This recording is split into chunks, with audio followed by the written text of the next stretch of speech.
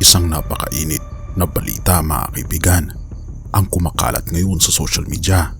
Gayon na rin, ito ang isa Umabot sa sa Senado ang pinaka-hot issue topic ng ngayon pamamaltrato na sa isang pinag-uusapan sa Occidental hindi Mindoro lamang na ng mga nagulat. netizens Ako kasing gusto kundi kong pati na tanungin rin yung ng barangay nasa mga captain eh. gobyerno na kung saan ang isang nanay at isang kasambahay na si LV Vergara ay nakakuha ng mga simpatsya sa mga Pilipinong nakakaalam ng kanyang istorya. At ganoon na rin, bakit kaya ganoon na lang kainit ang ulo nila Senator Tulfo, Senator Jinggoy at Senator Robin Padilla sa mga tao na may kinalaman sa pag-alipusta sa kasambahay na si LV Vergara. Atin itong pag-usapan mga kaibigan. Nagkaroon ng Senate hearing na kung saan ipinagtatanggol dito ang isang katulong na si LV Vergara na kung saan siya ay hindi binayaran ng sahod sa 7 taon niyang pagtatrabaho para sa mag-asawang nasa Occidental Mindoro na umano'y nagpahirap sa kanya hanggang siya ay mabulag. Ayon ito sa natutunan ng mga senador sa kanilang pagdinig ukol sa kanyang kalagayan at sa mga kakulangan sa pagpapatupad ng batas ng kasambahay. Sa panahon ng pagdinig ng Senate Committee on Justice and Human Rights, si Senator Jinggoy Estrada na may akda ng batas kasambahay ay nagwagayway ng isang papel na hindi nilagdaan na naglalaman ng mensahe mula sa mga amo ni Vergara na sina Jerry at Franz Ruiz na tumatangging tumalo sa pagdinig dahil sa kalusugang dahilan.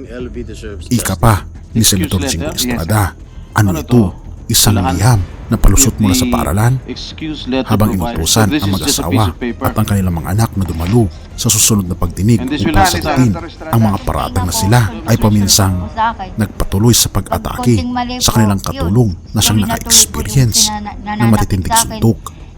Oo mga kaibigan, napakasakit mang isipin, ngunit sobrang nakakaawa talaga ang kasambahay na ito dahil tila baga nakikita ko ang aking ina sa kanya. Na kung inyong makikita mga kaibigan, kung nanay ninyo ang nasa kalagayan ni Vergara ay talaga namang sobrang nakakaawa. At talaga namang pati ang mga senador ay sobrang galit na galit sa mga amo ni Vergara at ganoon na rin sa kapitan ng kanilang barangay na hindi man lang tinulungan si Vergara. Si Vergara na 44 years old ay nagkwento sa mga mambabatas sa wikang Filipino kung paano iniuntog ang kanyang ulo sa isang freezer at kung paano siya isinabit sa isang kawit na ginagamit sa pamilyang negosyong karne bilang parusa para sa bawat maliit na pagkakamali na kanyang ginagawa. Oo mga kaibigan, nakakaawa na tinabaga parang karne na isinabit si Vergara sa mga sabitan na kung saan hindi na talaga makatao ang kanyang naranasan. Ang kanyang mga amo ay haharap sa isang pagdinig sa opisina ng City Prosecutor ng Batangas hinggil sa mga paratang ng seryosong iligal na pagkakabilanggo, human trafficking, malubhang pisikal na mga pinsala o serious physical injury at paglabag sa batas kasambahay. At itinanggi naman nila ang kanilang mga aligasyon at dito tinutukan ng mga senador ang aligasyon at pagkukulang sa tungkulin ni Barangay Captain Jimmy Patal sa kanyang pagkukulang na sagipin si Vergara nang siya ay pumunta sa barangay hall matapos makatakas mula sa kanyang mga amo noong 2021. Ating tignan mga kaibigan kung paano duruhin ni Senator Tulfo, Senator Jinggoy, Senator Padilla at Senator Tolentino si Barangay Captain Patal.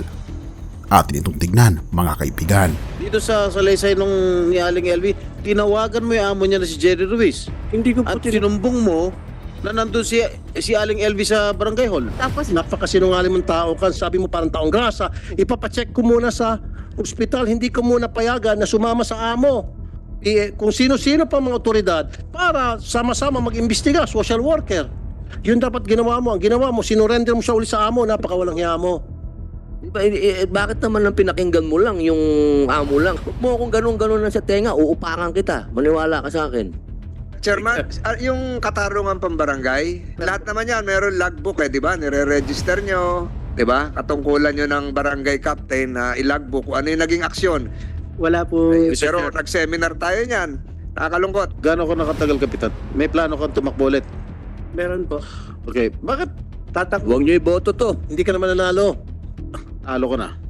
At kung ating makikita talaga mga kaibigan, Oo, si Senator Raffy Tulfo ay nanawagan na mag-ain ng kaso laban kay Patal para sa pagkukulang sa kanyang tungkulin dahil sa kanyang pagkabigo na tulungan si Vergara kahit na siya'y lumapit sa barangay hall na may dumi.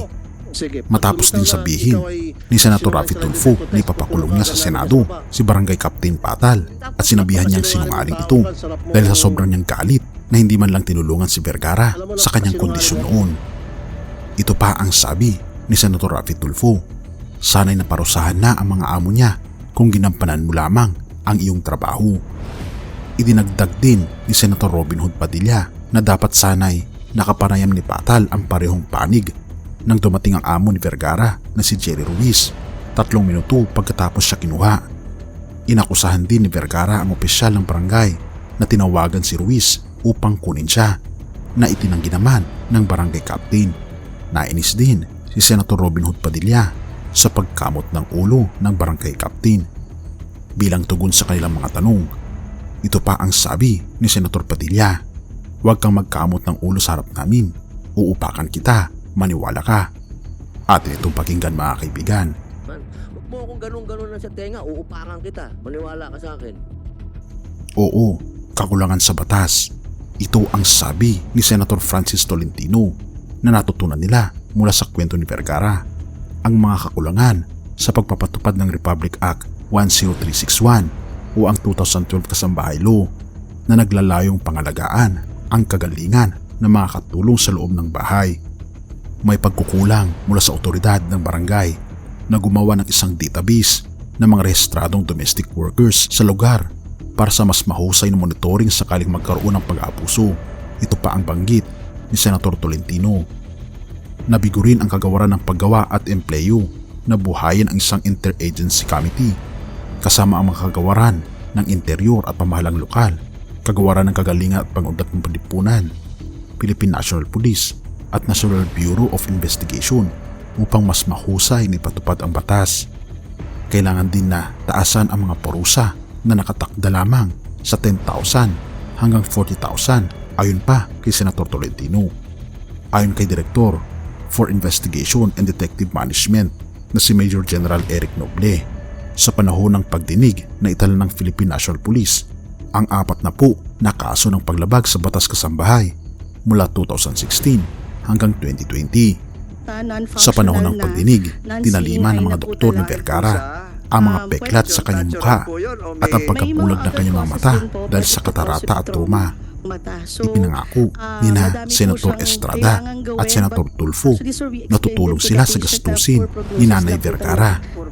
Kahit pa sinabi ng isang ophthalmologist na may maliit na tsansa na may babalik ang kanyang paningin. Oo mga kaibigan, napakasama talaga ng ating mundo at tila baga napaka-unfair. Ngunit ito ang pangako ng ating Panginoong Diyos sa mga taong naapi. Mateo 5 verse 10 to 12. Mapalad ang mga nilalait at inuusig ng mga tao at pinaparatangan ng lahat ng uri ng kasamaan na pawang kasinungalingan ng dahil sa akin. Magsaya kayo at magalak sapagkat malaki ang inyong gantimpala sa langit. Gawin din ang ginawa ng mga tao sa mga propetang nauna sa inyo. Mga kaibigan, tayo ay magiging mapalad kung tayo ay naghihirap, lalong higit kung tayo ay tumatayo sa ating pananampalataya sa ating Panginoong Diyos. Mapalad ka sapagkat dakila ang turing sa iyo ng ating Panginoong Diyos at may naghihintay na malaking gantimpala sa iyo sa langit na bayan. Purihin ang ating Panginoong Diyos at salamat kaibigan sa iyong panonood. Tayo'y manalangin. Ama naming banal makapangyarihan naming Diyos, kami po'y lubos na nagpapasalamat sa inyo na bagaman nakakaranas kami ng mga paghihirap sa mundo, pag-uusig, ay naniniwala po kami na may masigit kayong plano para sa amin. Lalong higit Panginoon sa mga kaibigan po namin na nakakaranas ng matinding persekusyon sa kanilang buhay na katulad ni Nanay Vergara. Inyo po siyang alagaan Panginoon at nawa ay tulungan ang mga katulad niya na naghihirap. Patuloy kaming gabayan Panginoon at nawa ipakita sa amin ang kaligayahan pagkatapos ng mga paghihirap na ito. Nawa Panginoon samahan niyo ang bawat isa mula ngayon at magpakailanpaman at patawarin po kami sa lahat ng aming pagkukulang at pagkakasala pagkat ito ay aming samot hiling sa matamis na pangalan ng aming Panginoon Hesus. Amen.